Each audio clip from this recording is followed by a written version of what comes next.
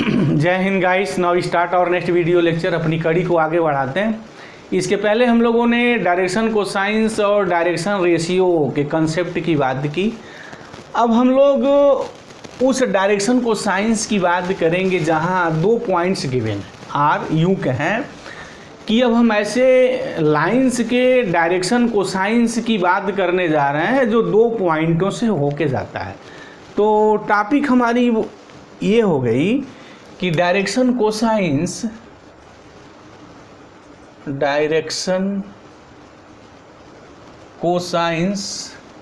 Of A line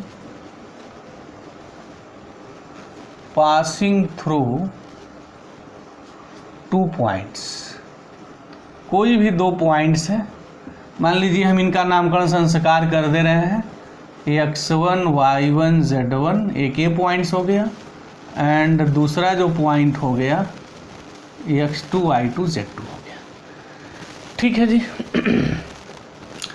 अब मुझे उस लाइन का डायरेक्शन कोसाइंस निकालना है जो इन दो बिंदुओं से होके जाता है, इन दो पॉइंटों से होके जाता है।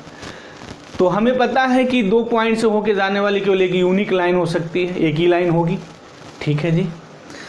तो इसके एनालिसिस के पहले हम क्या करते हैं, याद है आपको? सबसे पहले हम 3D का घर बना लें। पहले 2D का बनाते थे, अब 3D का थोड़ा घर बना लेते हैं। चलिए लीजिए जी, बन गया। एक्सिस को इंडिकेट कर दीजिए। ये ओरिजिन हो गया, ये x हो गया, ये y हो गया और ये z हो गया। ठीक है।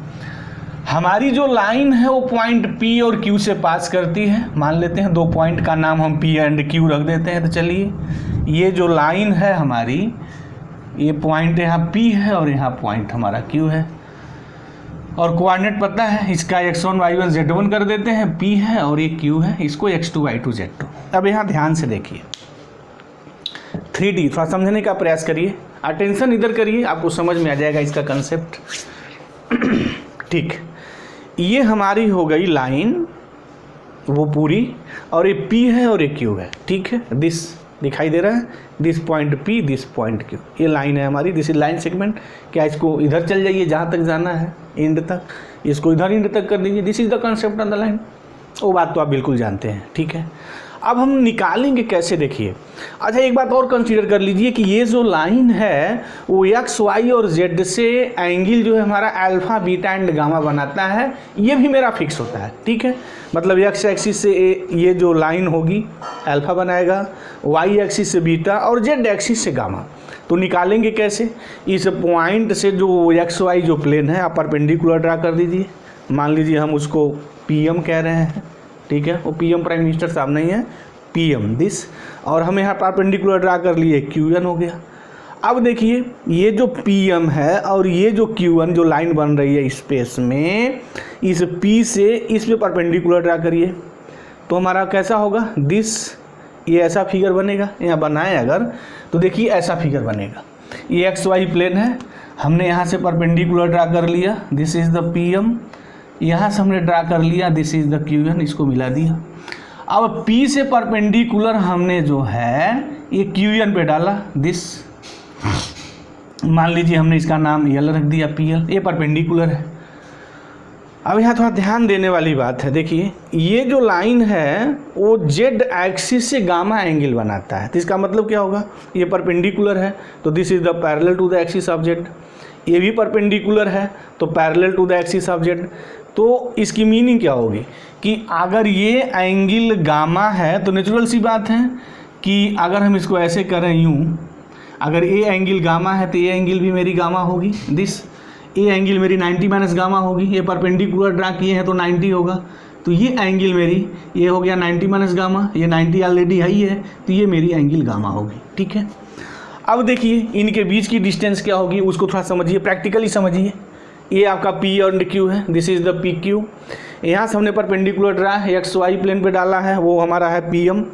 यहाँ से हमने QN परपेंडिकुलर ड्रा किया है, तो जो PM की जो हाइट होगी, दिस PM, यही मेरा Z1 होगा, दिस, और ये जो QN है इसकी जो परपेंडिकुलर हाइट है वो Z2 है।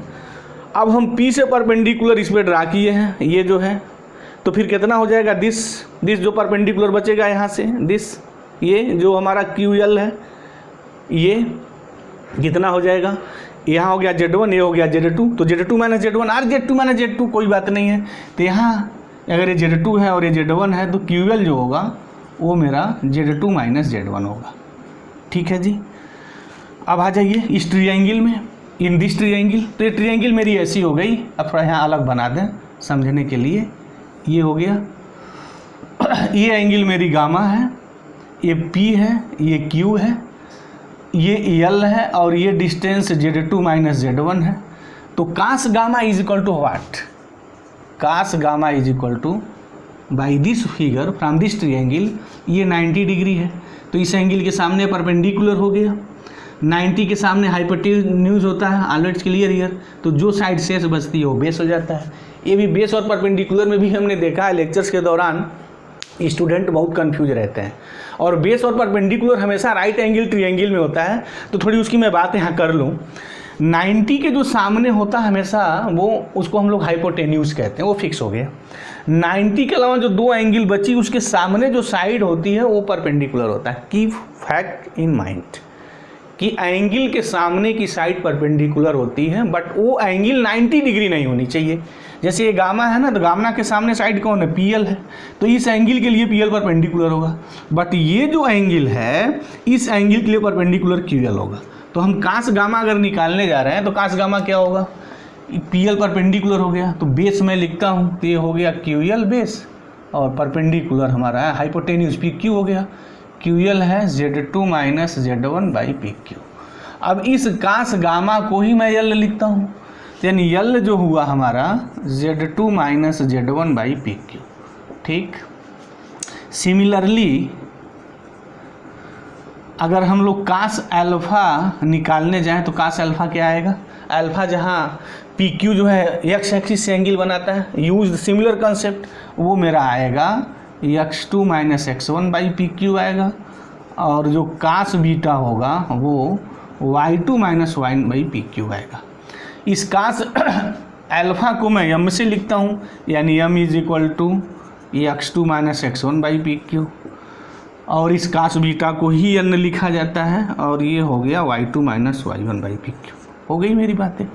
अच्छा, यहाँ आप देख रहे हैं कि जो LMN जो डायरेक्शन कोसाइंस है, बट यही फार्मूला मेरा हो गया, दिस इज़ द फार्मूला कि अगर दो पॉइंट्स अगर दिए हुए हैं, कोई भी x1 y1 z1 और एक पॉइंट x2 y2 z2 है, तो उस लाइन का जो डायरेक्शन कोसाइंस होगा वो LMN ये वैल्यू होगी।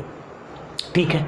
एक बात यहाँ और, यहाँ देख रहे हैं L में भी PQ है, M में भी PQ है, N में भी PQ है। तो एक डिफिनीशंस दी गई थी डायरेक्शन रेशियो की, कि डायरेक्शन रेशियो वो नंबर्स होता है जो हमारा डायरेक्शन कोसाइंस के प्रोपोर्शनल होता है। तो अगर हम मैथमेटिक टेक्निकल रूप में बात करें, अगर x y के प्रोपोर्शनल है तो टेक्निकलिटी रूप में y x के भी प्रोपोर्शनल होगा, देयर इज नो कन्फ्यूजन। अब अगर मैं इनकी प्रोपोर्शनलिटी की बात करूँ तो मैं लिख, PQ तो कांस्टेंट है दिस, क्योंकि ये तीनों जगह आया है सेम है, तो मैं ये बात लिख सकता हूँ L proportional to Z2 minus Z1 this. नहीं सारी उल्टा लिख दिया गया, यहाँ उल्टा लिख दिया हमने। ये n होता है जी, देख लीजिए, ये n होता है, n होता है, और ये L होता है, और ये मेरा m होता है। ठीक है, क्योंकि कास गामा को हम n कहते हैं, और कास अल्फ़ा को ये L होता है, L M एंड M ये है। ठीक है, तो यहाँ जो होगा हमारा n प्रोपोर्शनल टू दिस, अच्छा L proportional to x2 minus x1 and m proportional to y2 minus y1। इसकी मीनिंग क्या हो गई कि ये जो Z2 minus Z1, x2 minus x1 और y2 माइनस y1 जो हमने लिखा है, this is the direction ratio of the line PQ। तो यहाँ से एक रिजल्ट बन के आ जाता है आपका, बड़ा सीधा सपाट आता है कि अगर कोई लाइन दो पॉइंटों से पास कर रही है और उस पॉइंट के कोऑर्डिनेट्स दिए हुए हैं, तो उसका डायरेक्शन जो हमारा रेशियोज है वो डायरेक्शन रेशियोज क्या होगा। जैसे वहाँ पॉइंट दिया हुआ है, एक x1 y1 z1 दिया है और एक पॉइंट x2 y2 z2 दिया है, तो डायरेक्शन रेशियो क्या करते हैं कि जो करस्पॉन्डिंग जो कोऑर्डिनेट्स होते हैं ना x y z, उनको सब्ट्रैक्ट कर देते हैं। तो कर दीजिए, जैसे x2 माइनस x1 ये हो गया, नेक्स्ट क्या हो जाएगा y2 माइनस y1 हो गया, एंड z2 माइनस z1 ये हो गया। This is the direction ratio, यानी ये हो गया, ये बी हो गया और ये हमारा सी हो गया। तो this is the concept of the direction ratio when 2 points are given. तो अगर 2 पॉइंट्स गिवन है तो उस पॉइंट से होके जाने वाली लाइन का जो डायरेक्शन रेशियो होगा सीधे उनके जो कोऑर्डिनेट्स के जो कंपोनेंट हैं आप करस्पॉन्डिंग सब्ट्रैक्ट कर दीजिए। करस्पॉन्डिंग का मतलब एक्स को एक्स से निकालिए, वाई को वाई से, जेड को जेड से। एक बात और कि अगर आप इससे ये निकाल रहे हैं तो फिर y का कंपोनेंट भी यानी y2 माइनस y1 निकालेंगे, y1 माइनस y2 नहीं निकालेंगे, क्योंकि यहाँ डायरेक्शन की भी बात है ना। तो अगर x2 माइनस x1 लिख रहे हैं तो y2 माइनस y1 लिखेंगे। अगर कोई स्टूडेंट ये लिख रहा है x1 माइनस x2 लिख रहा है तो कोई बात नहीं लिख सकता है, तो नेक्स्ट में y1 माइनस y2 लिखेगा, z1 माइनस z2 लिखेगा, ये बात वो लिखेगा। तो हमें उम्मीद है कि इसके पीछे जो कंसेप्ट रहा है वो क्लियर हो गया होगा। अगर कहीं कोई डाउट है तो आप कमेंट बॉक्स में कमेंट करिए, हम स्वागत करते हैं। अब कुछ NCERT के हम थोड़ा क्वेश्चन पिकअप कर लें, लगा दें। और NCERT वालों ने एक इस पर पूरी एक्सरसाइज रखी है प्रैक्टिस के लिए, तो अपने आप में अच्छी चीज़ है, क्योंकि अब हम जो लाइन और प्लेन के कंसेप्ट को डेवलप करेंगे इसकी बड़ी ज़रूरत होती है। तो ये का डायरेक्शन रेशियो और डायरेक्शन कोसाइन का कंसेप्ट रहना ना, एक कंसेप्ट क्लियर रहना बहुत ज़रूरी है। अगर इसका कंसेप्ट क्लियर नहीं है तो लाइन और प्लेन के इक्वेशंस में प्रॉब्लम आती है, समझने में प्रॉब्लम आती है, कंसेप्ट बनाने में कुछ प्रॉब्लम रहती है। तो चलते हैं क्वेश्चन को पिकअप करते हैं।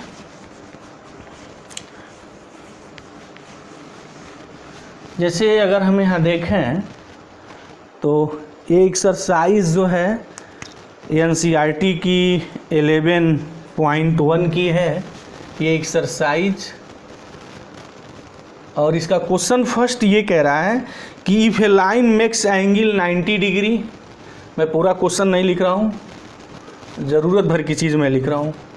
ये कह रहा है कि 90, 135, 45 एक्स वाई जेड से ये एंगल बना रहे हैं, ठीक है जी। तो लाइन का डायरेक्शन कोसाइंस क्या है ये निकालना है। तो क्वेश्चन में कुछ बहुत दम नहीं है, सीधे स्ट्रेट फॉरवर्ड फार्मूले पे है ये। तो कैसे लगाएंगे भाई?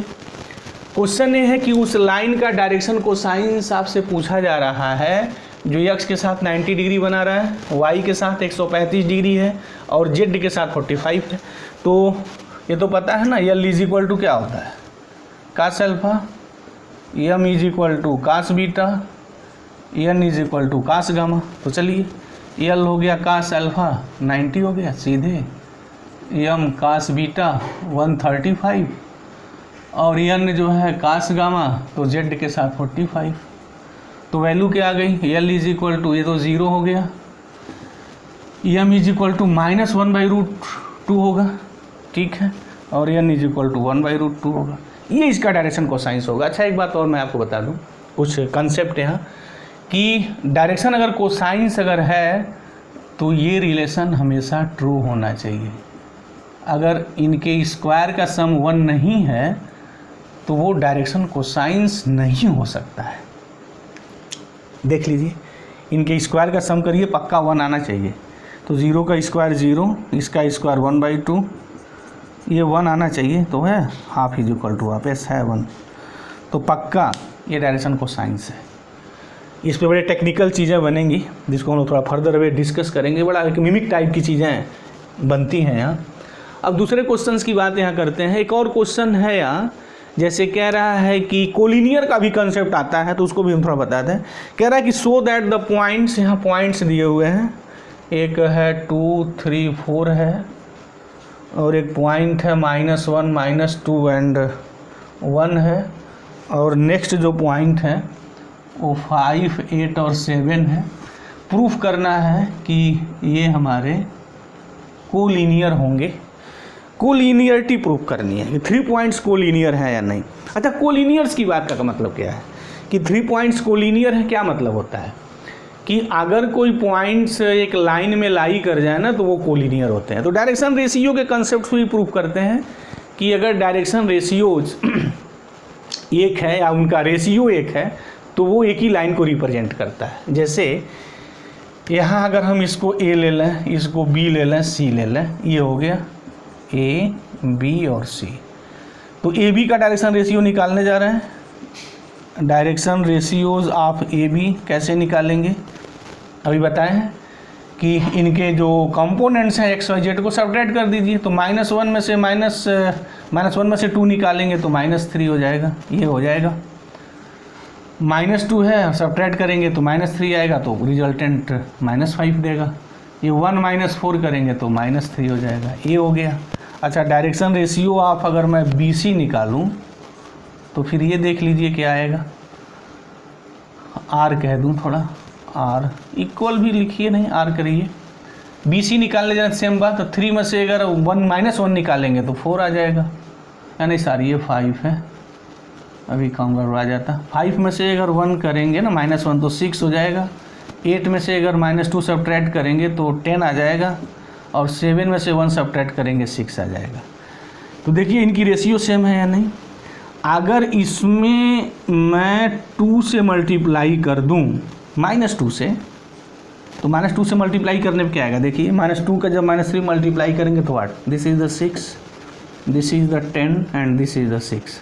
तो इसकी मीनिंग क्या हो गई कि इसका रेशियो अगर सेम है, तो अगर डायरेक्शन रेशियोज अगर कि उनकी रेशियो अगर सेम आती है तो represent a line. Always keep in mind this fact कि जब भी डायरेक्शन को साइंस निकालें या डायरेक्शन रेशियो है आपके पास दी हुई है, एक सेट दी हुई है और उन सेट की रेशियो एक जैसी है, जैसे यहाँ कि जो डायरेक्शन रेशियो का जो मेरा सेट दिया है, इसमें अगर किसी कांस्टेंट से मल्टीप्लाई करने के बाद कोई नंबर मिलता है तो इसकी मीनिंग ये होगी कि ये अगर लाइन अलग है, ये लाइन अलग है, तो दोनों लाइनें अलग ना होकर के वो कोलिनियर हो जाएंगी।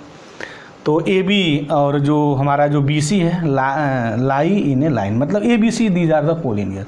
तो कोलिनियर प्रूफ करने का बहुत सारे मेथड है, बट एक भी बड़ा स्ट्रांग टूल है कि आप डायरेक्शन रेशियोज निकालिए और दिखा दीजिए कि उस डायरेक्शन रेशियोज जो आप निकाल रहे हैं उनकी रेशियो जो है वो प्रोपोर्शनल है। रेशियो तो प्रोपोर्शनल है, ये इसके प्रोपोर्शनल है। प्रोपोर्शनलिटी का मतलब क्या होता है, किसी एक कांस्टेंट नंबर से मल्टीप्लाई करने पे ये चीज़ मिल जाए तो उसको हम लोग प्रोपोर्शनल कहते हैं, या उनकी रेशियो सेम हो जाए, जैसे -3/6 वही हो जो -5/10 हो, मतलब ये हो जाए तो ही है -3/6 वही मिलेगा जो -5/10 मिलेगा, और -5/10 वही मिलेगा जो -3/6 मिलेगा, सब चीज़ एक ही मिलना है।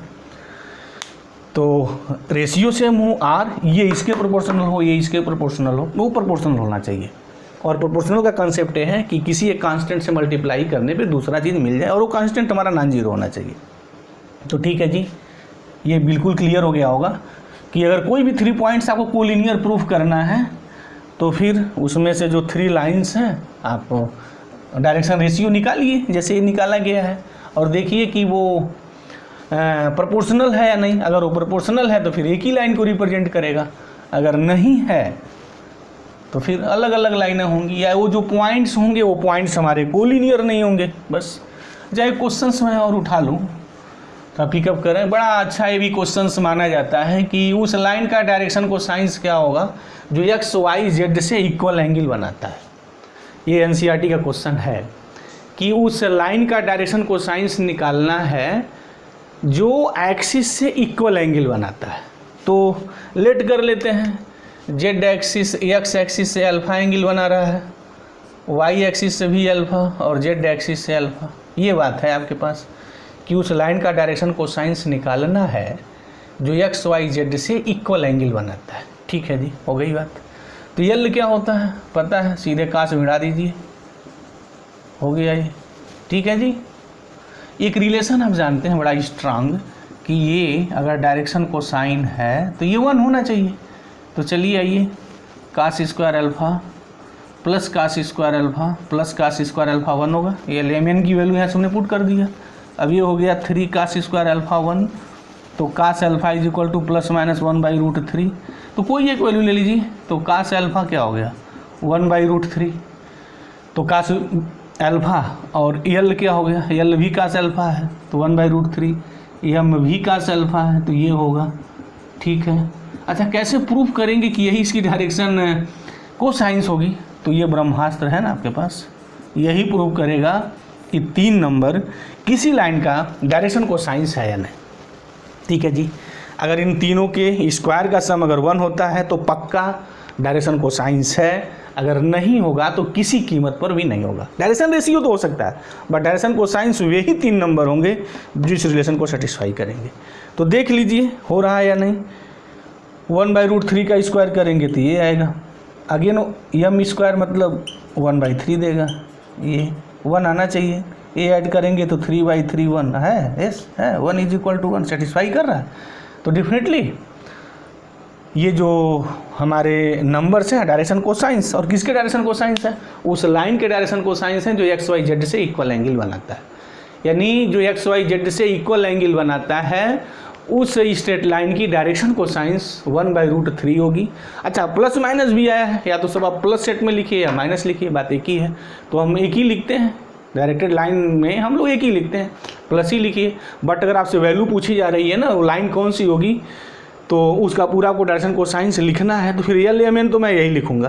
बट अगर सेट की बात लिखनी है तो फिर ये लिखनी पड़ेगी, ये आपको लिखना पड़ेगा, और ये होगा, ये इसकी डायरेक्शन कोसाइंस होगी। बट अगर LMN की बात होगी तो ये लिखिए, ये लिखिए, कोई एक लिख दिए, वो फिक्स कर दीजिए बस। लेकिन अब ऐसा मत करिएगा एक ये लिख दीजिएगा, एक ही लिख दीजिएगा। इसके पहले के लेक्चर में हमने बात की थी कि कोई होगा एक साथ वैल्यू लिखेंगे। तो हमें उम्मीद है कि इस क्वेश्चंस के पीछे जो लॉजिक और कॉन्सेप्ट रही है आपको बिल्कुल क्लियर हो गया होगा। अगर कोई आपको डाउट है तो प्लीज़ आप कमेंट बॉक्स में जाइए, कमेंट करिए, कैसा लग रहा है वीडियो लेक्चर्स उसके बारे में आप ज़रूर लिखें। और एक बात, अगर चैनल को आपने सब्सक्राइब नहीं किया है तो प्लीज़ इसको सब्सक्राइब कर लें, ताकि हम कोई अनदर जब इसके बाद कोई वीडियो लेक्चर्स अपलोड करें तो आपको मिल जाए। और दूसरी एक बात बता दें, इसके बाद जो मेरा वीडियो लेक्चर्स होगा ना, वो लाइन के इक्वेशन और लाइन के कंसेप्ट पे होगा कि हम लोग लाइन का इक्वेशंस 3 डायमेंशंस में कैसे लिखते हैं, इसकी पूरी हम लोग कायदे से एनालिसिस करेंगे। तो थैंक यू गाइस, जय हिंद।